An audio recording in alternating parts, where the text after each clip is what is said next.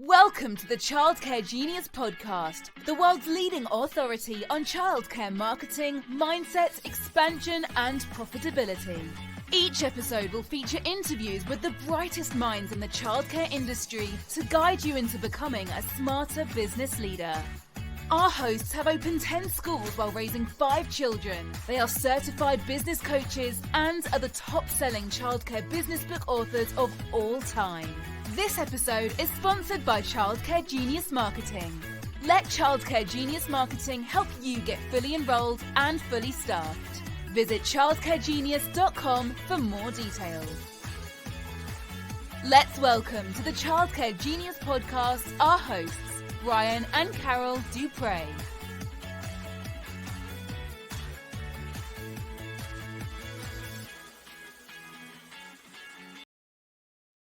Hello, welcome to the Childcare Genius Podcast. I am Brian Duprey, and I'm excited to be here today. You know, I'm always excited to be on the podcast because I love doing this. And I'm without Carol today, and there's a reason for that. And this is Carol's birthday week, and I wanted to do a special podcast episode and tell you a little bit about the most amazing woman in my world, and also hoping that you would send her an email wishing her a happy birthday. And so her birthday's on the 27th. Won't tell you how old she's going to be because she'd be mad at me if she's listening to this podcast. But she's a couple years older than I am. She looks a whole lot better and a lot younger than me. But we've been married for 35 years, and it's been amazing. And yeah, we've had a few struggles along the way, as every couple has. But we wanted to give you some tips today to a long and healthy marriage. And a book I'm working on getting the outline, is called The 50-Year Honeymoon. And I keep telling everybody, Carol and I are on year 35 of a 50-year honeymoon. And I am dead serious about that. She is the love of my life. I love her more today than I did a week ago, a year ago, 10 years ago, 35 years ago. And I can honestly say the day we got married was the day I loved her the least in the last 35 years, because it just has grown every single day. And guys, I'm talking to you today. So women, ladies, get your husband, get your partner to listen to this. Maybe they will get some tips. And again, all the things I'm recommending today, I haven't always done, but I'm really good at it now. And it matters how you finish, not how you start. So let's talk about communication. It's probably the biggest area people struggle with in their marriage is communication, being able to effectively communicate back and forth. And there's a lot of assumptions made. The longer you're married, you assume when you say something, action will be taken, or you assume just because you've done something you've always done doesn't mean it's the right thing. And it doesn't mean that it doesn't get on your spouse's nerves. And being able to communicate your struggles, being able to communicate what's bothering you is so important. We call them love busters. We teach on this topic in our Childcare Genius University. Love busters are things that take things that take withdrawals out of your love bank. And it could be a matter of, guys leaving your underwear on the floor might annoy your wife, right? It takes little withdrawals out of her love bank. Do something nice for her, buy some flowers, that makes a deposit in. And the goal is always to have a lot more deposits than you have withdrawals. But the longer couples are married, we find out that they don't put as many deposits in, and they take a lot more withdrawals out. And that usually ends a marriage when the bank account is in default or below zero. And I put in deposits every single day. Yeah, I've got a withdrawal occasionally, but I put a lot more deposits in there. And guys, how do we get deposits? Lady, how do you make deposits in your spouse's love bank? Couple different things. First of all, I buy flowers, Carol, every single week. Have for years. We always have fresh flowers in the house. I was the kind of guy that I thought it was such a waste of money to have flowers. Oh my God, I hate wasting money. But ever since I started doing this, and we do it weekly, and Carol actually buys them for me on occasion, but it's something I do every week. And past that, we always have fresh flowers in the house. And actually, Robin Sharma, one of his books, he talks about always having fresh flowers in the house. And it's something nice and adds deposits to the love bank. Another thing is Carol never opens her own car door. I always open her door for her. It's new. It's only been in the last couple of years. but it's something special. She is the love of my life, and she's super special. And she shouldn't have to open her own car door. You know, guys, when we're dating, and I'm talking to guys here because most of the time we do the driving, right? And we were on our first date, and we like really smitten, really like this lady. And I tell you, if we were to walk up to a mud puddle, we'd say, "Hold on a second." We'd take our jacket, place it over the mud puddle, so she would, and she'd step on that so she wouldn't get her feet dirty. And then after we're married for a couple of years, we move up to the mud pile, and we say, "Okay, baby, just jump." You know, what has changed along the way? She is now the mother of your children. You know, you've been married for a certain amount of time. What has changed? And the change is the spark isn't there. Guys, get that spark back. Ladies, we got to work on getting that spark back.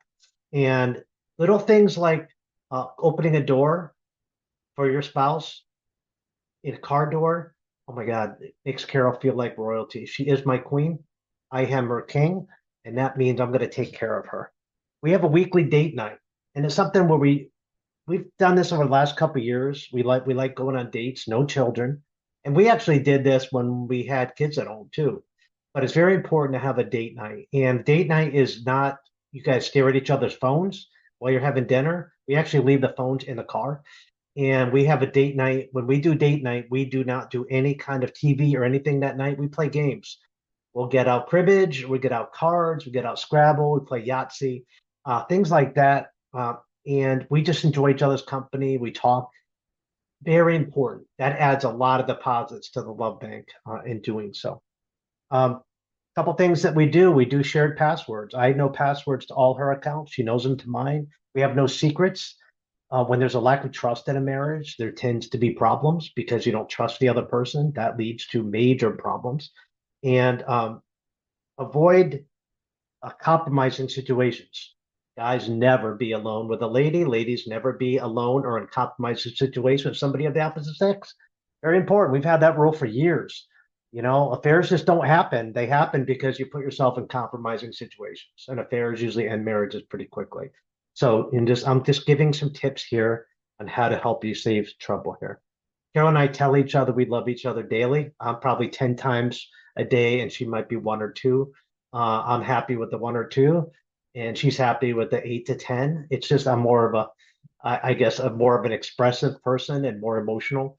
I love sharing how much I love her, and I tell her every day. I also tell her how beautiful she is each and every day. Something beautiful about her. And guys, you can't compliment a woman enough on her shoes. It's just something about shoes. I don't get it. It's just something about it, you know. And of course you're going to say, you know, you're being stereotypical. You know, there's some guys out there that want to get complimented on their shoes. I got to admit, you know, Carol and I are walking out on date night. Carol gets all the compliments on shoes, and I'm like, I feel a little left out. I got some great Skechers here, you know. Come on, point these things out, you know. Uh, but it makes her feel good, you know. As we get older, compliment always feels good here. So, Carol's email. I'd love you to send her an email. Wish her a happy birthday. Carol and I are actually in St. Vincent right now. We're on vacation for this week, and we are having fun. We're relaxing. But I'd love for her to get 100 emails of happy birthday from people all over the world that listen to our podcast. Tell Carol what a difference she has made in your life. Sometimes she feels like second string to me, which I never want her to feel. She's the smart one in the relationship. I want clients to let her know if she's had an impact on your life, either through a conference, through a podcast, through a phone call, through a coaching call. If she's made an impact on your life, I would love, love, love for you to send her an email. Carol at childcaregenius.com. That's CAROL at childcaregenius.com. That would just make her day, make her feel like she's special. It would make me really, really happy. And I know she'll reply to each one of them personally. And her birthday again is on March 27th this year and every year. So I hope I've given you some tips, men, women, to make your partner's life a little bit easier and make your own easier to improve your marriage. Don't fall into a comfort zone when it comes to your marriage. You got to live it outside it, and you've got to enjoy the time you have together because one of you might not make it tomorrow. So you got to enjoy each day. And also, the last thing I want to say is your spouse is more important than your children, right? They're your lifetime partner. The kids are going to leave. So if you focus 100% on the children, when the children go, you got nothing in common. One thing Carol and I have always done is put each other first. And when the kids left, we were still best friends, which is great. We got to go do things and hang out together. If we would have just been all about the kids when they left, we wouldn't have anything in common and we'd be there. So there's a book I'm going to recommend called His Needs, Her Needs. Totally changed our life and our perspective. And I would hope that you'd want to read that. So anyway, we will be back next week. Carol and I will be both back next week with a new episode of the Child Care Genius podcast. Don't forget to hit the like button. Don't forget to hit the subscribe button. And we will see you really soon. Thank you so much. Have a great rest of your day. Bye-bye. Thank you for listening to the Child Care Genius podcast. If you enjoyed the show, please do us a favor and hit the subscribe button so you don't miss a future episode. Don't forget to visit our website at childcaregenius.com to see a list of services we offer to help grow your childcare business. Until next time, thank you for being a part of the Childcare Genius community.